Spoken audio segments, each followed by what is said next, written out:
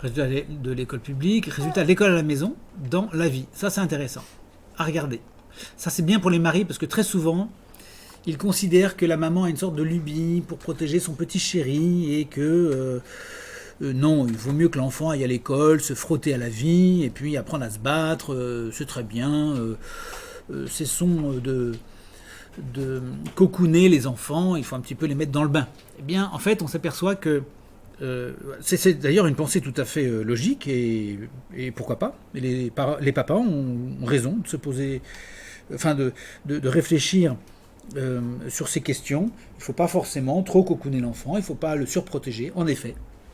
Mais derrière ça, il y a aussi l'idée que, l'argument qui est plus fort encore pour eux, c'est que au final, qu'est-ce que ça va donner ? Parce que si l'école a de meilleurs résultats que l'école à la maison, quelle que soit l'aventure de l'école à la maison, c'est quand même plus intéressant. En revanche, si on leur dit, mais tu vas voir que l'école va te conduire à l'impasse avec ton enfant, ça va être un désastre, alors que l'école à la maison te donne de très fortes probabilités pour que ça marche beaucoup mieux dans sa vie professionnelle, ça te coûtera beaucoup moins cher à toi en tant que papa, et en plus ton fils se sentira beaucoup plus proche de nous quand il sera adulte.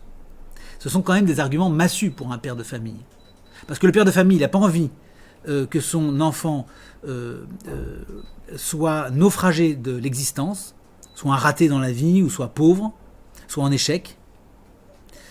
Et il n'a pas envie non plus que l'enfant s'en aille en délaissant ses parents, ou en les méprisant, ou en se disant que ses parents n'ont rien fait pour lui, n'ont rien fait de spécial, l'ont laissé à l'école, à l'état de semi-abandon, et finalement se sont un peu débarrassés de lui.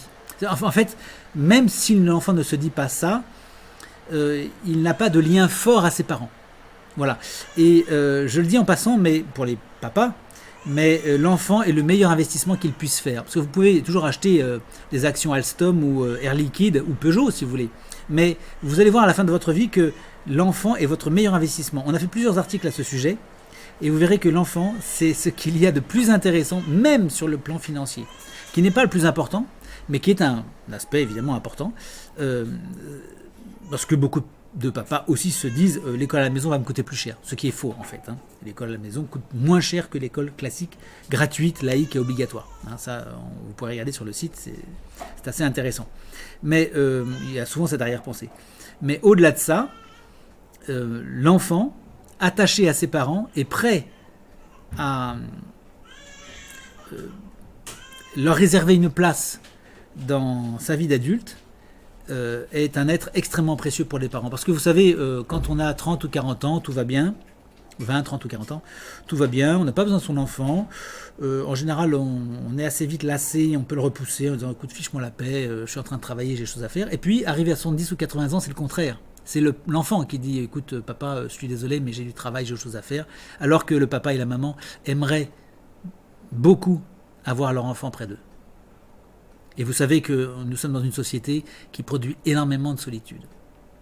75% des gens de plus de 73 ans ont 3 conversations ou moins par an.